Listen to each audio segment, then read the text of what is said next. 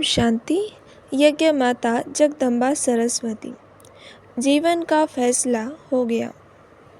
बठिंडा से ब्रह्मा कुमारी कमलेश बहन जी अपना अनुभव सुनाती है कि सन 1954 में ईश्वरीय विश्वविद्यालय से मेरा परिचय हुआ। 1-1.5 वर्ष के बाद आबू से हमें संदेश आया कि मातेश्वरी जी पंजाब के टूर पर निकली है। हमने अपना अहो सौभाग्य समझा कि हमारे छोटे से गांव श्री हरगोविंदपुर में भी श्री मातेश्वरी जी आएंगी और हम सबसे मुलाकात करेंगे। मातेश्वरी जी का हमारे गांव में आना हुआ। हमारा गांव छोटा होते हुए भी वहां कुमारियों का झुंड था। हम सब कुमारियों ने मिलकर एक गीत बनाया और मातेश्वरी जी के सामने गाया। उस गीत की पंक्तियाँ मुझे अभी भी याद हैं। निकलेंगी हम शिव शक्तियाँ कुरुक्षेत्र के मैदान में, होती चलेंगी पास निश्चय के इम्तिहान में। मातेश्वरी जी ने इस गीत को सुनते हुए बहुत प्यार भरी दृष्टि से हमें निहारा। जब उन्होंने मधुर ज्ञान सितार बजाई तो उसमें यही कहा कि अगर ऐसी शिव की शक्तियाँ मैदान में उतरे तो बाबा का नाम बाला कर सकती है। मातेश्वरी जी के ये बोल सुनकर हमारा इरादा और पक्का हो गया। उस समय मैं 9वीं कक्षा में पढ़ती थी। 2 साल के बाद मैं आगे की पढ़ाई के लिए चंडीगढ़ गई। उस समय वहाँ सेवा केंद्र नहीं था। एक बार मुझे पत्र आया कि मातेश्वरी जब पंजाब टूर पर आएंगी तब चंडीगढ़ यूनिवर्सिटी के क्षेत्र में रुकेंगी। परंतु मुझे यह पता नहीं था कि मातेश्वरी किसके निमंत्रण पर कहाँ ठहरेंगी। फिर भी मैंने उस घर को ढूंढने का प्रयास किया परंतु नहीं मिला। फिर जो पता मिला था उसके आधार पर मैंने एक पत्र लिखा कि अगर यह पत्र आपको मिले तो आप मेरे को फलाने पते पर सूचित करें कि मातेश्वरी जी किस दिन आएंगी। वह पत्र उनको मिल गया। वे मेरे पास खुद आए और मुझे निमंत्रण देकर चले गए। मैं वहाँ गई। मम्मा ने मुझे एक सेवा दी कि तुम हर रोज़ यहाँ आकर क्लास कराओ और गुरुवार के दिन भोग लगाओ। मैं लौकिक पढ़ाई पढ़ते हुए भी समय निकाल बाबा की सेवा करती रही। फिर चंडीगढ़ में सन 1960 में सेवा केंद्र स्थापित हुआ। फिर वहाँ मातेश्वरी जी का आगमन हुआ। उस समय मातेश्वरी जी 2 दिन वहाँ रही। उनको देखकर मुझे यही प्रेरणा बार बार आती थी कि जैसे मातेश्वरी जी धारणा मूर्त हैं, गंभीर हैं, सरल स्वभाव के, ऐसे मुझे भी बनना है।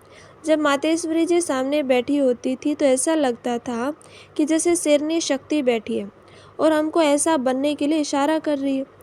उनके महावाक्य सुनते ही मन में उमंग उत्साह बढ़ता था कि हम भी क्यों नहीं बाबा के कार्य में हाथ बटाएं। लौकिक पढ़ाई के समय बीच बीच में मुझे मातेश्वरी जी के पत्र आते थे। उनमें वो लिखती थी, बच्ची तुम शेरनी शक्ति हो, कैसे भी परिस्थिति आए तुम्हें डरना नहीं है, पास होना है। तुम्हें एक भरोसे के निश्चय के बल से उन परीक्षाओं में पास होना है। इन प्रेरणाओं से मैं आगे बढ़ती गई और पढ़ाई पूरी करके कुछ समय लौकिक सेवा और साथ साथ ईश्वरीय सेवा भी की। एक समय आया जब मेरे सारे लौकिक बंधन टूट गए और सन 1962 में पूर्णतः ईश्वरीय सेवा में समर्पित हो गई। उसके बाद चंडीगढ़ में सेवा पर रही। जब भी मैं मम्मा को देखती थी तो मुझे ऐसा लगता था कि यह न केवल मेरी अलौकिक माँ है परंतु लौकिक माँ भी है। उसने पालना भी ऐसी ही मिली। कदम कदम पर उनका मार्गदर्शन मिला। उन्होंने सदा आगे बढ़ने के लिए उत्साहित भी किया। अभी मम्मा साकार में नहीं है लेकिन जब भी मैं मधुबन आती हूँ तो मुझे ऐसा लगता है कि मम्मा बाबा हमारे संग संग हैं, कदम कदम पर हमारा मार्गदर्शन कर रहे हैं। जब योग में बैठते तो कभी कभी मम्मा की मूर्त सामने आती है और प्रेरणा मिलती है, इशारा मिलता है कि तुमको आगे बढ़ना है। सी फादर और फॉलो फादर। अव्यक्त रूप में हमें आज भी मम्मा की सूक्ष्म प्रेरणाएं मिलती हैं सदा आगे बढ़ने के लिए। दिव्य दृष्टि विद्यार्थी मातेश्वरी। गुरुदासपुर से ब्रह्मा कुमारी सुमन बहन जी अपना अनुभव सुनाती हैं कि मातेश्वरी जी की भावना इतनी पवित्र और परिशुद्ध होती थी कि उनका दर्शन करते ही कैसे भी विरोधी भाव वाले अथवा अन्य भाव वाले व्यक्ति हों, पूर्णतः बदलकर शीतलता का अनुभव करते थे और महसूस करते थे कि इस महान आत्मा के दर्शन पाकर हम धन्य हो गए। मातेश्वरी जी का इतना प्रभाव था कि उनके सामने कोई भी कैसी भी आत्माएं परिवर्तित हो जाती थी। अमृतसर में एक बार मम्मा का सत्संग हो रहा था। हमारे घर से सब बहुत खुशी खुशी में जा रहे थे। मुझे भी उन्होंने कहा कि मातेश्वरी जी आ रही हैं, तुम भी चलो। मैं भी उनके साथ गई। वहाँ मातेश्वरी जी को देखा तो मुझे प्रेरणा आई कि मुझे भी उन जैसा बनना चाहिए, उनके जैसा आदर्श जीवन जीना चाहिए। यह सोच ही रही थी कि मातेश्वरी की दृष्टि मेरे ऊपर पड़ी। वे मुस्कुराई और अपनी शक्तिदायिनी दृष्टि मेरे ऊपर बरसाई। जब मम्मा दूसरी बार अमृतसर आई तो मैं उस दिन क्लास में नहीं गई थी। तब मम्मा ने मेरी माताजी के हाथ शक्तियों की एक तस्वीर भेजी और कहा कि उस कन्या से पूछना कि इन शक्तियों जैसा बनना है। उस चित्र को देख मुझे लगा हाँ, ऐसा बनना है। उस दिन से मातेश्वरी से मेरा प्यार और बढ़ गया और मुझे बार बार अनुभव होने लगा कि यह मेरी माँ है। उस प्यार से मेरा जीवन पूरा परिवर्तित हो गया। जब पहली बार मैंने मम्मा को देखा तो मुझे मम्मा अष्टभुजाधारी देवी दिखाई पड़ी। ताज पहने हुए थी, चमकीले रंगीन वस्त्र थे, सर्व अस्त्र शस्त्रों से सुसज्जित माँ शक्ति के रूप में दिखाई पड़ी। मम्मा का जीवन बहुत ऊंचा था। एक बार की बात है, मम्मा के सामने कई कन्याएं बैठी थी। मम्मा उनसे मिल रही थी, मैं भी थी। जब मुझसे मम्मा मिल रही थी तो मम्मा ने पूछा, बच्ची, ईश्वरीय जीवन में बहुत परीक्षाएं आएंगी, तुम उनको पास करोगी? मैंने कहा हाँ मम्मा, ज़रूर। फिर पूछा, इतनी इतनी मिर्ची खानी पड़ेगी, खाओगे? मैंने कहा जी हाँ जी। आगे फिर कहा, इतने बड़े बड़े घड़े पानी पीना पड़ेगा, पियोगी? मैंने कहा हाँ जी।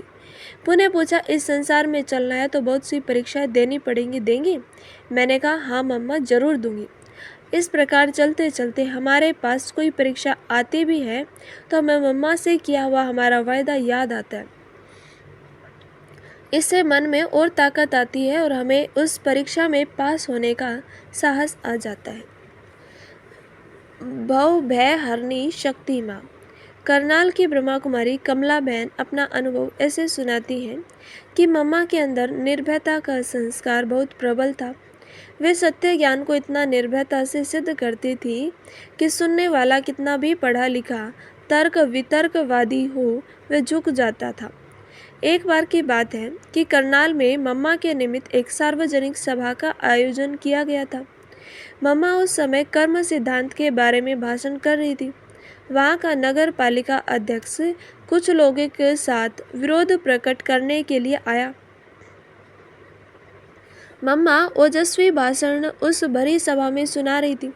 मम्मा ने पूरे 1 घंटे तक भाषण किया। भाषण पूरा होने के बाद मम्मा स्टेज से उतरने जा ही रही थी कि वह नगर पालिका अध्यक्ष आकर मम्मा को साष्टांग नमस्कार करते माँ माँ कह आंसू बहा रहा था। उसको मम्मा से शक्ति माँ का साक्षात्कार हुआ था। इस प्रकार मम्मा के निर्भयता के गुण से कई आसुरी संस्कारों वालों को पराजित किया था और उन्हें शरण में आने के लिए मजबूर किया था। सेवा ही सम्मान दिलाती है। मम्मा के इस निर्भयता के गुण ने मुझे परिवार के लौकिक बंधनों को तोड़ने की प्रेरणा दी। क्लास में आने के लिए ही मुझे बंधन डाला जाता था तो समर्पित होने की बात तो मेरे लिए दूर की बात थी। लेकिन मम्मा की निर्भयता के गुण को मैंने अपनाया और सारे बंधनों को तोड़ डाला। इस प्रकार हमें निर्बंधन बनाने में मम्मा के बोल ही पूरे सहयोगी रहे। मुझे ज्ञान की बातें दूसरों को सुनाने में डर लगता था। एक दिन मम्मा कई सेवा करने वाली बहनों के नाम ले रही थी। मुझे भी अंदर से इच्छा हो रही थी कि मम्मा मेरा भी नाम ले। उस दिन मैंने मम्मा से पूछा, मम्मा आपने मेरा नाम क्यों नहीं लिया? तब मम्मा ने कहा, बच्ची, मम्मा उनके ही नाम लेती है जो बाबा की बहुत सेवा करते हैं। तुम भी बाबा की खूब सेवा करो तो तुम्हारा नाम भी लूँगी। तब मुझे मन में आया कि मुझे बाबा की सेवा करनी है। तब से मैं बाबा के ज्ञान को सुनाने की सेवा करने लगी। मम्मा के उन शब्दों ने मुझे बेझिझक ईश्वरीय ज्ञान सुनाने की प्रेरणा दी। उसके बाद मैं बड़ी बड़ी सभाओं में बाबा का संदेश निर्भयता से देने लगी। 5 तत्वों को भी कष्ट नहीं देना। एक बार करनाल में क्लास के बाद मम्मा हम कन्याओं के साथ बैठी थी। मम्मा के बहलाने में भी बहुत कुछ राज भरे रहते थे। मम्मा सदा कहा करती थी, सदा सबको सुख दिया करो, 5 तत्वों को भी दुख नहीं देना। अगर कोई जोर जोर से चप्पल से आवाज़ करते हुए चलता है तो मम्मा कहती थी, धीमे धीमे चला करो, धरती को भी कष्ट नहीं देना, तत्वों को भी तुम सुख दो ताकि ये तत्व भी तुम्हें सुख दे। जिस प्रकार एक माँ अपनी बच्ची को हर बात समझाती है कि कैसे बात करे, कैसे चले, कैसे व्यवहार करे, वैसे मम्मा भी हर तरह की शिक्षा देकर हम बच्चों को योग्य बनाती थी। जब भी मैं मम्मा को देखती थी तब मम्मा मुझे सजी सजाई ताजधारी शक्ति के रूप में दिखाई पड़ती थी। सबके प्रति सम्मान और सम्मान दृष्टि, समान और सम्मान दृष्टि। माँ होने के कारण मम्मा के लिए सब अपने ही बच्चे थे, वे किसी तरह का भेदभाव नहीं करती थी। जिस प्रकार लौकिक माँ अपने बुद्धिमान बच्चे को भी प्यार करती है और बुद्धिहीन बच्चे को भी प्यार करती है, उसी प्रकार कोई यज्ञवत्स मम्मा के पास किसी की शिकायत लेकर जाता था तो मम्मा कहती थी, बच्चे, उसका कोई अवगुण बताने से पहले तुमको उसका कोई एक अच्छा गुण सुनाना पड़ेगा। पहले उसका एक अच्छा गुण सुनाओ, बाद में उसका अवगुण सुनाओ। जब वे उसके अच्छे गुण के बारे में सोचने लगता था तो उससे जो जोश होता था वह धीरे धीरे ठंडा हो जाता था। उसका अच्छा गुण सुनने के बाद उसका अवगुण कैसे सुना सकता था?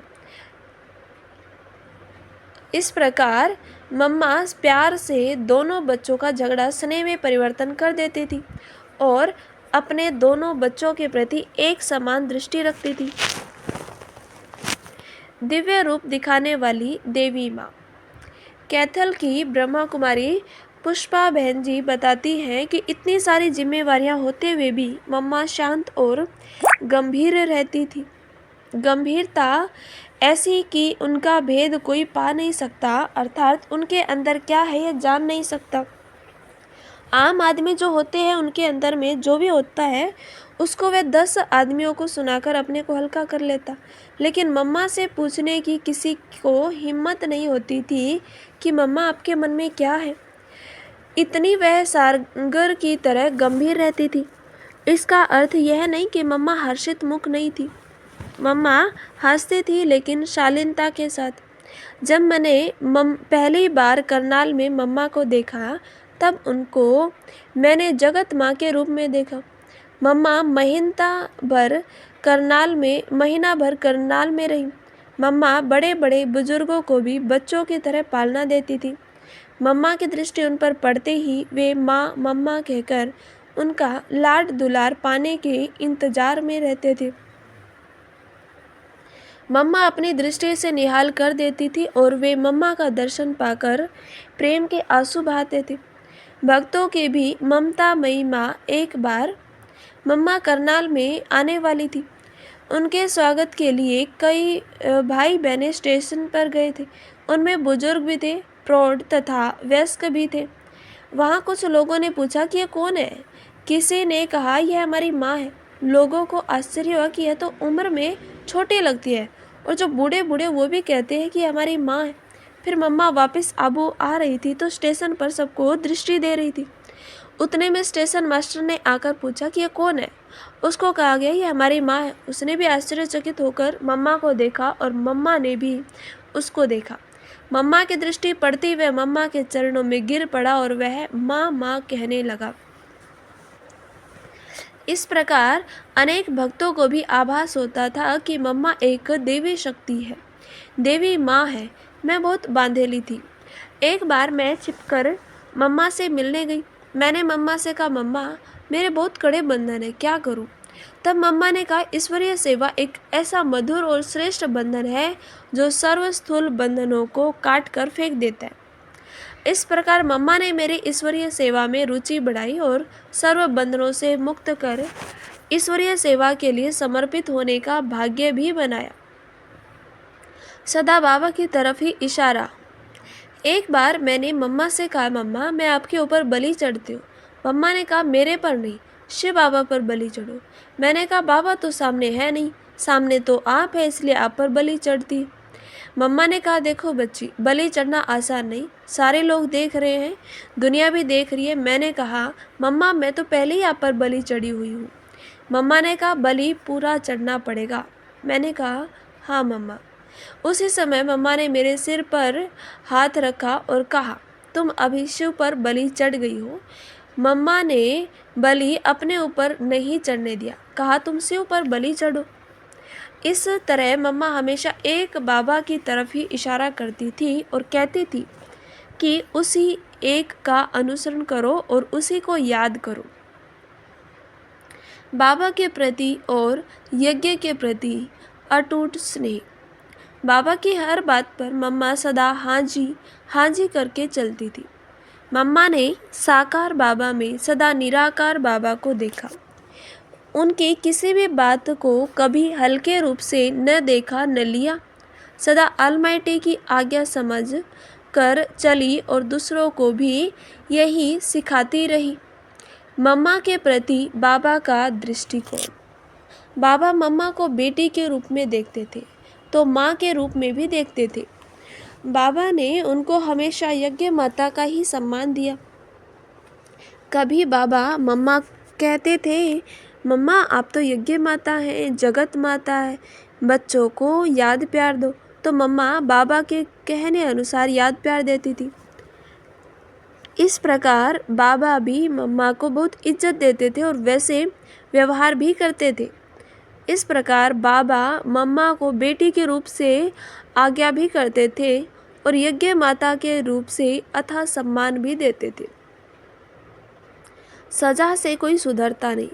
कचहरी में मम्मा गलती किए हुए व्यक्ति को सजा नहीं देती थी अथवा डांटती नहीं थी, परंतु यह जरूर कहती थी, आगे के लिए ध्यान रखो और दोबारा गलती होने नहीं देना, अच्छा कर्म करो।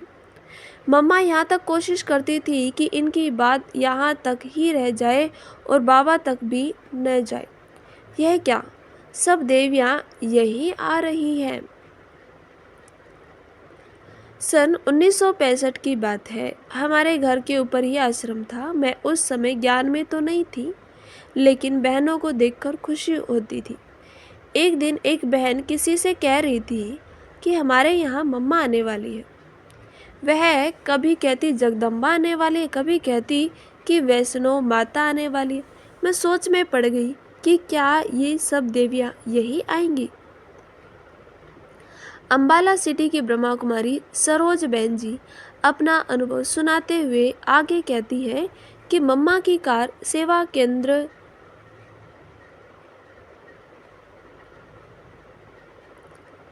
के पास आई और मम्मा कार से उतर रही थी। मैं सबसे पीछे थी। मम्मा ठीक तरह से दिखाई नहीं पड़ रही थी, इसलिए मैं आगे चली गई। दीदी, ये लाल वस्त्र पहनी है या सफ़ेद? मैं छोटी थी तो मुझे आगे जाते हुए देख कोई कुछ बोला नहीं। जैसे ही मम्मा कार से उतरी और उनकी दृष्टि मेरे ऊपर पड़ी तो मुझे लगा कि मम्मा कार से नहीं उतर रही है, लेकिन शेर के ऊपर से वैष्णो माता उतर रही है। मैं मूंझ गई। मैं यह क्या देख रही है? वह कभी सफ़ेद वस्त्र में दिखाई पड़ती थी तो कभी लाल वस्त्र में दिखाई पड़ती थी। मैंने बहन जी से पूछा, दीदी ये लाल वस्त्र पहनी या सफ़ेद? उन्होंने कहा, अभी चुप रहो, बाद में बता दूंगी। मम्मा के स्वागत के लिए मैंने जाटनी और मेरे भाई ने जाट बन उनके सामने एक नाटक किया। उस समय मैंने मम्मा में जो अलौकिक आकर्षण देखा था उसको आज तक भी नहीं भूल पाई हूँ। मम्मा का कन्याओं के प्रति बहुत प्यार था। बटाला में रोज़ शाम को करीब 40 कन्याओं की क्लास होती थी। सारी की सारी कन्याएं बांधेली थी। फिर भी कोई न कोई बहाना बनाकर हम सेवा केंद्र पर मुरली सुनने आती थी। असुर संहारिणी। बटाला में एक बड़ी हवेली थी। उसके ऊपरी मंजिल पर आश्रम था। नीचे हवेली में मालिक रहता था, साथ में दूसरे किराएदार और हमारे परिवार वाले भी रहते थे। बहन जी ने मुझे बहुत बार कहा था कि तुम एक बार उस मकान मालिक को आश्रम पर ले आओ, वह तुम्हारी बात सुनेगा। क्योंकि मैं बहुत छोटी थी और उनका मेरे से बहुत प्यार था, इसलिए मेरी बात पर कभी ना नहीं करते थे। उस समय मम्मा बटाला में आई हुई थी। मैं सुबह सुबह मकान मालिक का दरवाज़ा खटखटाने लगी। उन्होंने दरवाज़ा खोला तो मैंने कहा, अंकल आज आपको ऊपर आश्रम में चलना ही है। उन्होंने कहा, मैं तो शराब बिगर एक सेकंड भी नहीं रह सकता।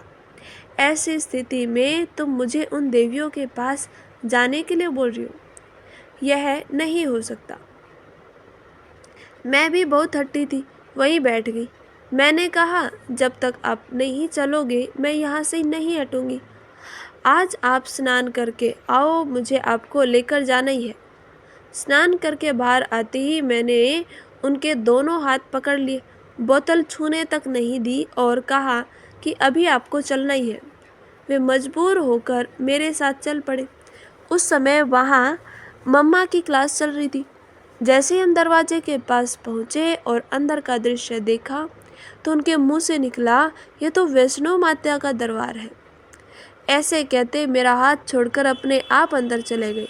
सीधा मम्मा के पास जाकर उनके चरण पकड़ लिए। तब मम्मा ने कहा, अच्छा बच्चे आ गए, आओ, ठीक है ना? उन्होंने कहा, जी माँ ठीक है। उस दिन से आज तक उन्होंने शराब छुई तक नहीं। पहले वह सुबह दोपहर शाम रात्रि चारों पहर शराब पीता ही रहता था। आज वह पक्का वैष्णव बन गया। इस प्रकार मम्मा में इतनी अलौकिक शक्ति थी कि चाहे कोई भी बच्चा हो, जवान हो, बूढ़ा हो, वह चुंबक की तरह सुई की तरफ खींचा आता था और अपने में बसे हुए असुरत्व को त्याग देता था। भक्तों की इष्ट। आमतौर पर मम्मा सुबह 3:30 बजे तक तैयार होकर कमरे से बाहर आ जाती थी। एक दिन करीब 2:15 बजे ही तैयार होकर बाहर आ गई। तब जमुना दादी ने उनसे पूछा, मम्मा अभी तो समय हुआ ही नहीं, आप जल्दी क्यों बाहर आ गई? मम्मा ने कहा, आज एक भक्त मेरे से मिलने आने वाला है, इसलिए मुझे जाने दो। मम्मा अभी पर्दे के अंदर ही थी, इतने में एक भाई अमृतसर से वहाँ आ पहुँचा। वह अपनी कार से उतरा और तीसरी मंजिल पर दौड़कर चढ़ रहा था, क्योंकि मम्मा तीसरी मंजिल पर थी। वह गीत गा रहा था, माँ तेरे दर पर खड़ा हूँ, जय अम्बे जगदम्बे काली खप्पर वाली। मम्मा ने खड़े होकर उनको दर्शन दिया और कहा, बच्चे तुम भक्त बन के गीत ही गाते रहोगे या बच्चे बनकर माँ से कुछ पाओगे? माँ ने तो अपने बच्चे को पा लिया, तो माँ को पाओगे? वह माँ माँ कहते ही मम्मा के चरणों में गिर पड़ा और आंसू बहाता रहा। फिर मम्मा ने उनको क्लास में बिठाया, ज्ञान समझाया, प्रसाद खिलाया। इस प्रकार मातेश्वरी जी भक्तों को भी संतुष्ट करती थी और उनके आगमन का आभास पहले ही कर लेती थी। मम्मा बच्चों की एवं भक्तों की आश पूर्ण करने वाली कल्पतरु थी। विदेह रूपिणी विकार मर्दिनी माँ महाकाली। बटाला से ब्रह्मा कुमारी गीता बहन अपना अनुभव इस प्रकार सुनाती है। मैंने पहली बार मम्मा को सन 1963 में बटाला में देखा। उस समय में 12 वर्ष की थी। जैसे ही मैंने मम्मा को देखा तो मुझे ऐसा लगा कि मैं जगदम्बा को देख रही हूँ। मुझे जगदम्बा का साक्षात्कार हुआ। मम्मा ऊपर हॉल में जाकर बैठी तो वहाँ सन्नाटा छा गया, जैसे कि कोई फरिश्ता आ गया। मम्मा मुझसे इतना प्यार किया करती थी कि मैं वर्णन नहीं कर सकती। हमेशा मम्मा मुझे गुड्डू कहती थी। उनके शब्दों में इतना मिठास भरा होता था कि जब वे मुझे गुड्डू कहती थी तो मैं कहीं भी हूँ दौड़कर मम्मा के पास आ जाती थी। मम्मा में कोई देह अभिमान अथवा मैंपन नहीं था। मैं समझती हूँ कि मम्मा को अपनी देह की स्मृति तक नहीं रहती थी। अभयदायिनी पाप विनाशिनी। एक दिन मम्मा क्लास करा रही थी। क्लास पूरी होने पर सभी चले गए।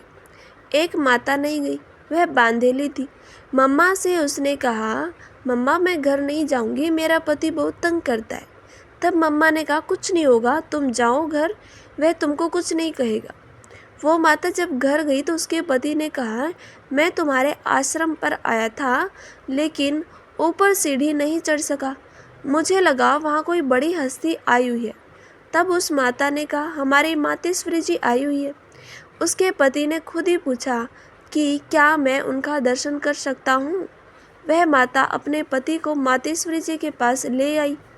मातेश्वरी जी को देखते ही वह उनके चरणों में गिर गया। मम्मा ने प्यार से उनके सिर पर हाथ फेरा और दृष्टि दी। इससे उसने गद होकर अनुभव किया कि माँ ने मेरे जन्म जन्म के पाप दग्ध कर दिए। एक बार क्लास में मम्मा ने सभी कन्याओं को अलग से बिठाया। फिर हम कन्याओं से मम्मा ने एक प्रश्न पूछा कि किस किस को यह जीवन अच्छा लगता है, हाथ उठाओ। मैंने भी उठाया तो मम्मा ने कहा, इस बच्चे पर इसकी माता का बहुत मोह है, धीरे धीरे वो भी खत्म हो जाएगा और यह बंधन मुक्त हो जाएगी। मम्मा के यह बोल मेरे लिए वरदान बन गए और मेरे सर्वलौकिक बंधन धीरे धीरे कट गए। करुणामयी कात्यायनी। एक बार मम्मा बटाला से जम्मू जा रही थी। मैं मम्मा के सामने खड़ी होकर रोने लगी कि मैं भी आपके साथ चलूँगी। मम्मा ने एक पल सोचा और फिर मुझे अपने साथ जम्मू ले गई। वहाँ ले जाकर मुझे एक सुंदर नया फ्रॉक पहनाया तो मुझे बहुत रूहानी नशा चढ़ गया कि मम्मा ने मुझे फ्रॉक पहनाया। उस रात मम्मा ने मुझे अपने साथ ही सुलाया। अगले दिन किसी एक भाई के साथ मुझे बटाला वापस भेजा। मम्मा में प्यार की बहुत शक्ति थी। मम्मा कहती थी कि कभी भी किसी भी हालत में आंसू नहीं बहाना, आंसू आ भी जाए तो उनको बाहर नहीं निकलने देना। मम्मा को कोई भी समाचार विस्तार से सुनाने की आवश्यकता नहीं थी। वे एक क्षण के अंदर उस समाचार का सार समझ लेती थी और समाधान भी देती थी। मम्मा में रहम की भावना बहुत थी, साथ में निर्माणता की भावना भी थी। किसी के प्रति रिंचक मात्र उनमें नफरत की भावना नहीं थी। भले ही कैसा भी बच्चा आया हो, उसको दया और प्रेम की भावना से ही देखती थी। एक बार मम्मा को रबड़ी बनाकर दी गई तो मम्मा ने उसी चम्मच से सबको रबड़ी खिलाई। कैसा प्यार दुलार था उस माँ का, मुझसे तो वर्णन ही नहीं किया जाता। क्षमा कर क्षमाशील बनाना। एक बार की बात है, मम्मा अमृतसर आई हुई थी। वहाँ एक बहन के हाथों से दूध का पतीला गिर गया। मम्मा ने उसको कुछ नहीं कहा। बदले में उससे पूछा, तुम्हारे ऊपर तो नहीं गिरा, हाथ जल तो नहीं गया। इस प्रकार से उसको सांत्वना दी। अगले दिन उसका मन शांत होने के बाद उसको समझाया कि कैसे दूध को संभाल कर ले जाना है। मम्मा के अंदर करुणा भाव और क्षमा का भाव बहुत था। इन भावों के आधार पर ही वे शिक्षा देती थी। मातेश्वरी जी के वो बोल मेरी जिंदगी को खुशहाल कर गए। चंडीगढ़ की ब्रह्मा कुमारी उत्तरा बहन जी कहती हैं कि मम्मा के बारे में जब मैं सुनती थी तो लगता था कि मम्मा शायद बहुत चमत्कारी सूरत वाली होगी। मम्मा को हर आत्मा पहचान लेती थी। पहले दिन से बाद में आँखों से इसके विषय में एक घटना सुनाती हूँ। आँख न जाने दिल पहचाने। मैंने पहली बार मम्मा को सन 1962 में बटाला सेवा केंद्र पर देखा। उस समय मम्मा के स्वागत के लिए एक अंधी बहन फूल माला लेकर खड़ी थी। मैंने उसको देखकर आश्चर्य खाया कि यह देख नहीं सकती, परंतु मम्मा को माला पहनाएगी कैसे। मैंने उससे पूछा, बहन तुम मम्मा को कैसे पहचानोगी और माला पहनाओगी। उसने कहा, बहन आप देखना मैं कैसे पहनाऊंगी। मम्मा चल कर आ रही थी। उसने आगे बहुत से भाई बहनें उस बहन के सामने से निकले। जब मम्मा उनके सामने आई, ठीक उसी समय उसने मम्मा के गले में फूल माला डाली। यह तो एक चमत्कार ही था। इसी को कहा जाता है आँख न जाने दिल पहचाने। मैं जब मम्मा से पहली बार मिली तो उस समय मेरा जीवन संघर्ष में चल रहा था। घर के बहुत कड़े बंधन थे, मन भारी भारी रहता था। मुझे अंदर से आ रहा था कि मैं भी मम्मा जैसा जीवन बनाऊं। मम्मा भी मुझे बहुत प्यार से मिली और अचल दीदी से कहा, देखो, इस बच्ची का ख्याल रखना, आगे जाकर ये बहुत सेवा करेगी। जब मम्मा वहाँ से जा रही थी तो मुझे देखकर फिर अचल दीदी के सामने वही शब्द दोहराए, किस बच्ची का ख्याल रखना। मैंने इन शब्दों को सुना तो मुझे कोई खासियत नज़र नहीं आई, क्योंकि उस समय बहुत बंधन होने के कारण मैं यह सोच भी नहीं सकती थी कि मैं यज्ञ में समर्पित होकर बाबा की सेवा कर सकूंगी। लेकिन मम्मा के वे बोल मेरे लिए वरदान बन गए। बाद में मैं निर्बंधन बनकर ईश्वरीय सेवा पर उपस्थित हुई। वो काली माँ का सानिध्य था। मम्मा का जीवन बिल्कुल सादा था। उनका हृदय विशाल था, उनमें अचूक परख शक्ति थी। उनके बोल वरदानी थे, सत्य थे। मम्मा धारणा की संपूर्ण मूर्ति थी। मैंने देखा एक व्यक्ति मम्मा से मिलने आया। वह ब्रह्मा वत्स नहीं था, कारण कि पवित्र जीवन नहीं बिताता था। मम्मा ने केवल वरदानी हस्त ऊपर करके उसे वरदान दिया। वह व्यक्ति रोने लगा और कहने लगा, मम्मा, क्या मैं आपके सानिध्य में नहीं आ सकता? तब मम्मा ने कहा, देखो बच्चे, यह काली माँ का सानिध्य है, हर कोई व्यक्ति उसको पा नहीं सकता। इस प्रकार मम्मा शीतला देवी भी थी तो काली माँ भी। शिक्षा देने की निराली पद्धति, मम्मा की शिक्षा देने की विधि बहुत निराली थी। अगर कोई गलती करता था तो मम्मा सदा उसको इशारे से प्यार से समझानी देती थी। एक बार हम कई कन्याएं मम्मा के सामने बैठी थी। उस समय मम्मा ने सबसे पूछा, तुम्हारे में कोई बाजार की चीज़ें खाती है? तब हर एक ने अपनी अपनी बातें बता दी। तब मम्मा ने प्यार से समझाया कि देखो, तुम किसकी संतान हो? श्रेष्ठ अति श्रेष्ठ परमपिता परमात्मा की संतान हो, साधारण बच्चे नहीं हो। उस दिन से हम लोगों में धारणा इतनी पक्की हो गई कि हमने कभी बाजार की वस्तु खाई ही नहीं। परम तपस्विनी शिवे। मम्मा को देखते सामने वालों को दीदार व अनुभव क्यों होते थे? मम्मा की गहन तपस्या और उनकी धारणा ही थी जो देखने वालों को दीदार हो जाते थे, बाबा का साक्षात्कार हो जाता था। मम्मा के सामने कैसा भी कठोर विरोधी व्यक्ति झुक जाता था। किसने झुकाया? मैं समझती हूँ मम्मा के आदर्श, धारणा युक्त तपस्वी जीवन और बाबा के प्रति उनकी अगाध समर्पण भावना ने। एक व्यक्ति जो हमारा पड़ोसी था, वह हमारे पिताजी को भड़काता था, तुम अपनी बच्ची को संभालो, वहाँ नहीं जाने दो। लेकिन जब वह मम्मा से मिला तो उसके सारे भाव स्वभाव बदल गए और उसने साप्ताहिक कोर्स किया। आखिर उसने ही हमारे पिताजी से कहा, तुम अपनी बच्ची को रोको नहीं, वह बहुत ऊंचा ज्ञान है, उसको जाने दो। मैंने इनकी माँ को देखा है, वह बहुत ऊंची हस्ती है, तुम्हें झगड़े को छोड़ो, ज्ञान समझने की कोशिश करो। उसके उन शब्दों से हमारे पिताजी परिवर्तित हो गए। तब जाकर वे भी सेवा केंद्र पर आए और ज्ञान समझकर हमें बंधन मुक्त कर दिया। मम्मा की स्मृति हमारे लिए विस्मृत होना असंभव है, क्योंकि वे महान थी, ममता स्वरूपा थी, परोपकारिणी थी। अच्छा, ओम शांति। ऐसे ही मम्मा के बारे में और अधिक सुनने के लिए इस चैनल को सब्सक्राइब करें, लाइक करें और शेयर करें।